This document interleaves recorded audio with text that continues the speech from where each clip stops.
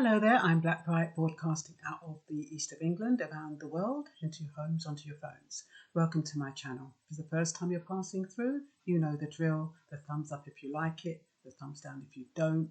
You share it if you want other people to see it, and you subscribe if you want to see more than me, more of me. I wanted to talk about the definition of exclusive Britishness, especially in light that currently, as we speak, we've got MPs planning, so they say, to discuss a proposal for amnesty of all the undocumented immigrants or migrants, whatever you want to call them. So they've had 100,000 signatures, and so this is what they've been discussing over the last 4 to 5 days. So I don't know how that's going to pan out, because it goes against the British Nationality Act. Now, I know that they keep changing it every 5 minutes, but let's go back once again to the beginning. What was the definition of the British nationality in, say, 1944, 1948, 1952, 1962, 1972? What was the definition of the British nationality? Well, it was about anyone who was either born in Britain, anyone from the British colony or the Commonwealth. They were all considered Brits, and they had British citizenships, and that was exclusive. Well, I don't know, I won't say it was exclusive, but that was British citizenship. So what happened when Maggie Thatcher was elected in 1979, I believe, she wanted to put in place exclusive British nationality. Now, for the first time in law, she defined what British nationality was in the British Nationality Act 1981. So I overturned all of the previous definitions of British nationality and created a new 3-tier definition of nationality, being either born in the country, children are born of somebody born in the country, grandchildren are born of somebody who was born in the country. So those 3 tiers, the parent, the child and the grandparent, would all have to be born in the country to qualify as a British citizen. That's under the British Nationality Act. Now, what's happened since then? So anyone who came after that, like coming to the country voluntarily, not under the Windrush or any other request, they came in on their own volition based on their relationship with people who came here under the Windrush, would no longer be eligible to be a British citizen in the true sense of the word. They had no longer had that protection under the British Empire. So they might not have known that, because as you know, when laws change, they're not publicised, are they? So sometimes you find out about your status when you start travelling. What about people who don't travel? You've got lots of people from the Caribbean who, once they arrived in England, they weren't even interested in going back to their own country. All they were interested in was settling here and proving that they could settle here. So they never had the opportunity to realise that they needed to change their status or formalise their status and apply for residency and all that. So when this hostile environment came out, it kind of brought to light all of those people who were not considered exclusively British. Now, what has this got to do with the petition? Well, if the law says in order for you to get British citizenship and stabilise your stay, this is your right as a British citizen, not like as a what is the other word that they call a privilege, because you've got two forms of British citizenship, haven't you? You've got the right, i.e. what Maggie Thatcher calls again ties by blood, and you've got the other form of British citizenship, where you've acquired it through applying, residency, whatever. And when you apply that way, your British citizenship can be revoked, taken away, whatever. It can even be taken away if, even though you're born in this country, and even though your children are born in this country, you commit a serious crime, they can relegate you back to your parents. And if your parents weren't born in this country, you could actually be sent back to your parents' country, as in the case of Samina Begum. So that's how that comes about. So when we're thinking about exclusively British, what are we talking about? When Enoch Powell started stirring the pot by saying there's too many dark strangers who are taking our jobs, taking our homes, living off the dole. It was a load of tosh, but it doesn't matter, because to a certain sector of people, they will see that as true. Then that was reinforced by Margaret Thatcher, reinforced by David Cameron, reinforced by Nigel Farage when he did that big poster. So, even though it had nothing to do with Britain, it still stayed in people's minds. It still stayed in their subconscious. And so you have, and after that 2012, we have the hostile environment policy.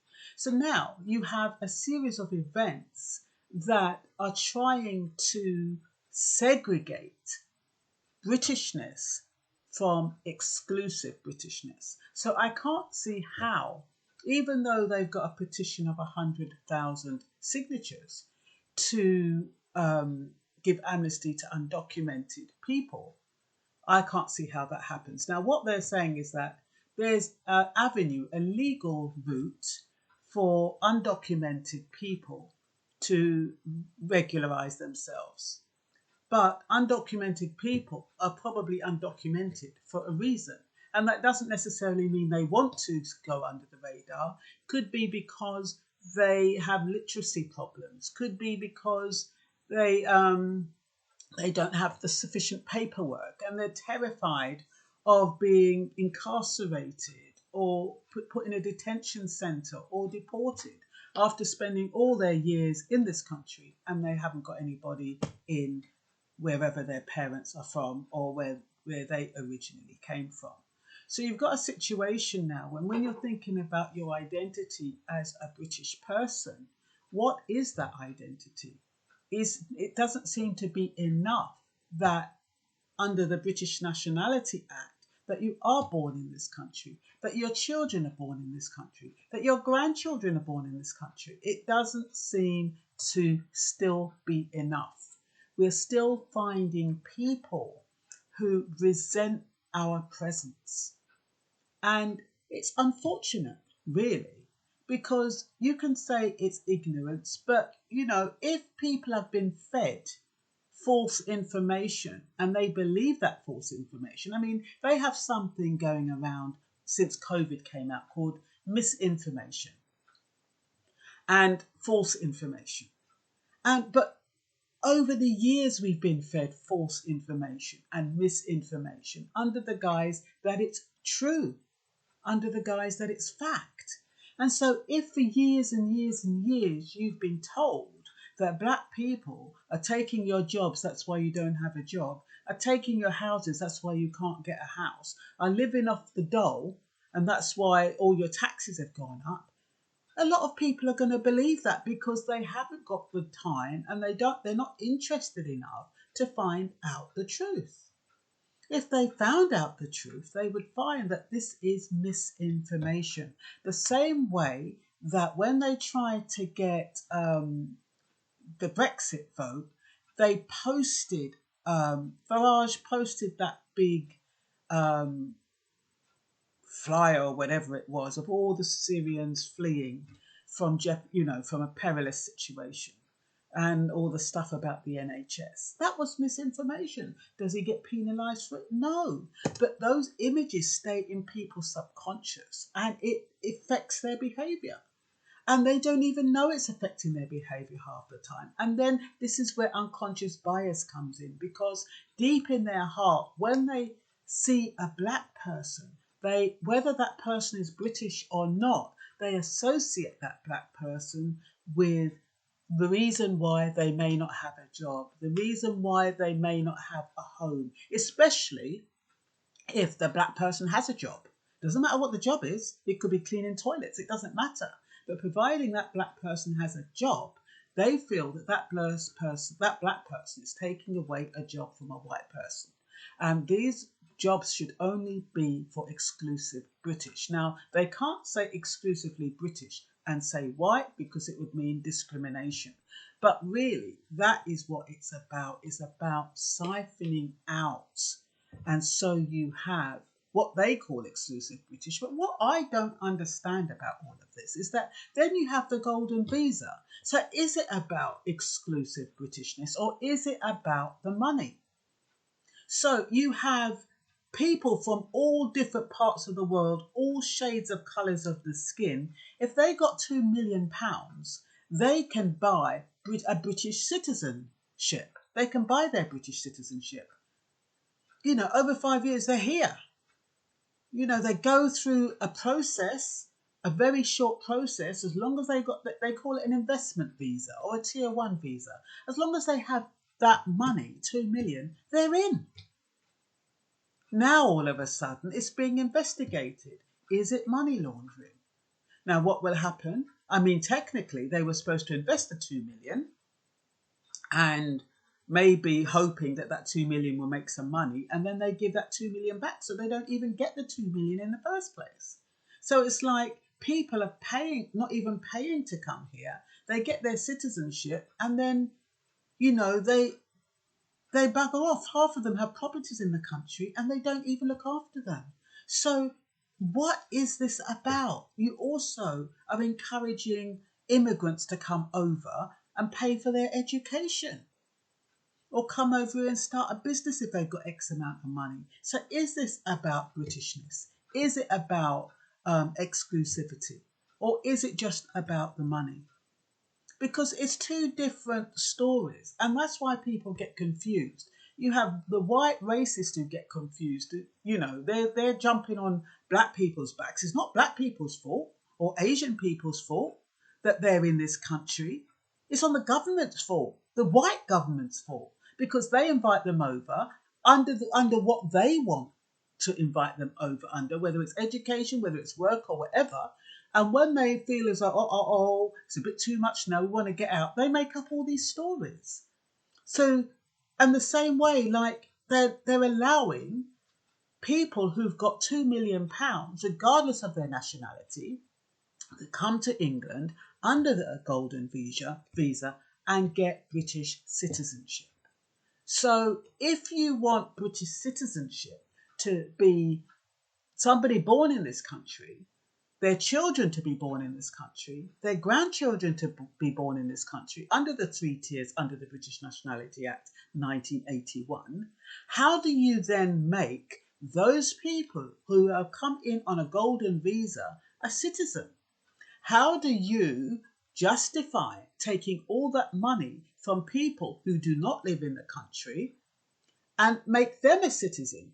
Because it goes against the law, because it was written in law. Definition of citizenship was written in law. So how do you take money from people and say you're going to make them citizens when it's not even, when you're breaking the law? Technically, you're breaking the law. But it's the money. Well, that's just my opinion. It's not fact. It's just my opinion. But I just thought it was very, very interesting that, you know, once again, we know that regardless of how many signatures, do you think they're going to give amnesty to undocumented immigrants? Of course they're not. The only thing they'll do is, if it does pass, there'll be some disclaimer or something tentative in there. These, you know, and who knows? Because if it's anything like Obama's amnesty thing, it was overturned, wasn't it, by Trump? And when it's overturned by Trump, they don't get all their amnesties revoked. They have all their details, so they can come and get them and take them and deport them or whatever they want to do with them. So I don't know. I think it's a kind of a confusing situation. No one knows whether they're coming or going. I mean, you have people like Rashford. Why do I always call him Rashford? Marcus Rashford, who's hailed as, you know, British citizen, you know, impeccable character. You have Lewis Hamilton, who's done so well for the British culture, well, get British sports, put British sports on the map. And then you've got Lenny Henry, and you've got so many other black British people who are technically British, and they should be defined as exclusive British people, but only when things are going good. Only when they put England in the spotlight. You see, when England is a country, England loves the spotlight. They love praise. They love glory. Land of hope and glory. You know, fields of green. They love that. So anybody who gives England a good name, they'll embrace them.